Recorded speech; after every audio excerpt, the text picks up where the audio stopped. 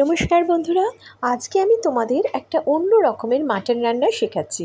এই মাটনটা রান্না করতে গেলে কোনো রকম পেঁয়াজ অথবা রসুন লাগে না। এই রান্নাটার জন্য শুধুমাত্র লাগবে আদা বাটা, হিং এবং নারকেল বাটা। এই রান্নাটা সাধারণত আগেকার দিনে যেসব বাড়িতে পাঁঠা বলি হতো, দুর্গাপুজো অথবা কালী পুজোতে পাঁঠা বলিতে যে বলির মাংস রান্না করা হতো, সেইভাবেই কিন্তু রান্না করা হতো। এই রান্নাটা করার জন্য প্রথমে আমি কড়াই নিলাম সর্ষের তেল। এই সর্ষের তেলের মধ্যে দিয়ে দিচ্ছি জিরে ফোড়ন, 1 চামচ মতন জিরে ফোড়ন দেব, আর দেব তেজপাতা। এখানে তুমি গোটা গরম মশলা দিতেও পারো, আর শুকনো লঙ্কা ফোড়নও দিতে পারো। দিয়ে দিলাম আদা বাটা। এবার আমি নারকেলটা দেখো কুড়িয়ে নিয়েছি, বেটে নিলাম। এরপর এইখানে কড়াতে আমি আদা বাটা আর তেজপাতা যে হালকা হালকা ভাজা ভাজা হচ্ছে, তার সাথে আমি দিয়ে দিচ্ছি কাঁচা লঙ্কা। তুমি কাঁচা লঙ্কা অথবা শুকনো লঙ্কা দিতে পারো। এইটা একটু হালকা করে যে বেশ ভাজা ভাজা, আদা আর জিরেটা কিন্তু বেশ হালকা করে ভাজা ভাজা হবে। আঁচটা কিন্তু তখন কমিয়ে দেবে, লো ফ্লেমে কিন্তু ভেজে নেবে, লো ফ্লেমে, যেন কাঁচা না থাকে, একটুখানি বেশ ভাজা ভাজা মতন হবে। এরপর আমি এতে দিয়ে দেব হিং। আমি এখানে এভারেস্টের হিংয়ের পাউডার ইউজ করছি, তোমরা এমনি হিংও ইউজ করতে পারো। আর হিংয়ের পাউডার দিয়েই আমি একটু জল দিয়ে দেব, তোমরা আলাদা করে জলে গুলে নিয়েও দিতে পারো।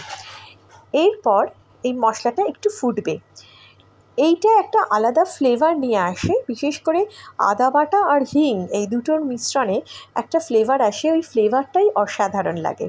এই রান্নাতে কিন্তু মনে রেখো, কোনো রকম কোনো ধনে গুঁড়ো, জিরে গুঁড়ো এইসব কিছু দেওয়া হবে না, শুধুমাত্র মাটন আর এই মশলাটা। এবার দেখো মাটনটা আমি দিয়ে দিচ্ছি। মাটনটা আগে থেকে ধুয়ে পরিষ্কার করা ছিল। এই মাটনটা আমি এই রান্নার মধ্যে এই মশলার ভেতরে আমি দিয়ে দিলাম।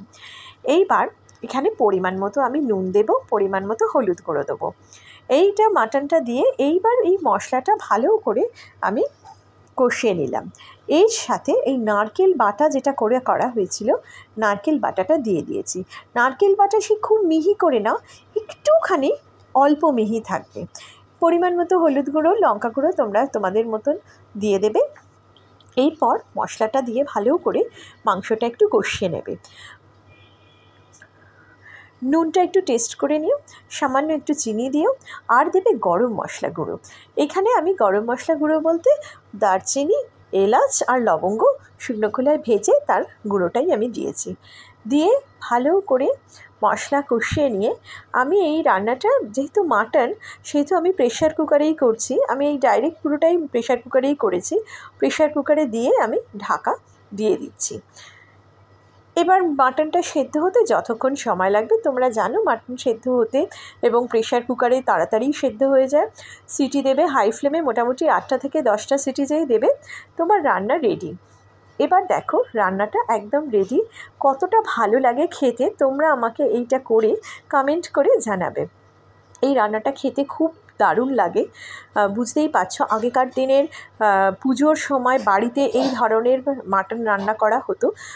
বলির মাংস রান্না করার জন্য কোনো রকম পেঁয়াজ রসুন ব্যবহার করা হতো না, এইভাবে নারকেল বাটা দিয়ে কিছু বাড়িতে করা হতো। তোমরা অবশ্যই আমাকে কমেন্ট করে জানিও কেমন লাগলো রান্নাটা।